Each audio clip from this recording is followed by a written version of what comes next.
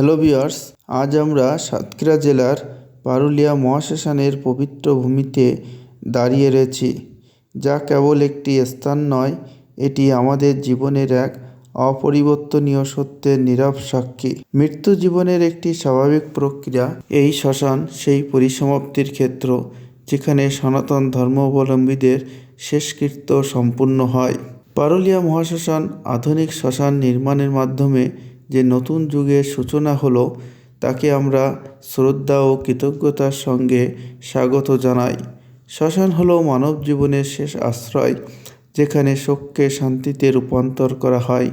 এটি কেবল দাহ করার স্থান নয়, বরং প্রিয়জনের স্মৃতির প্রতি শ্রদ্ধা নিবেদনের এক পবিত্র স্থল।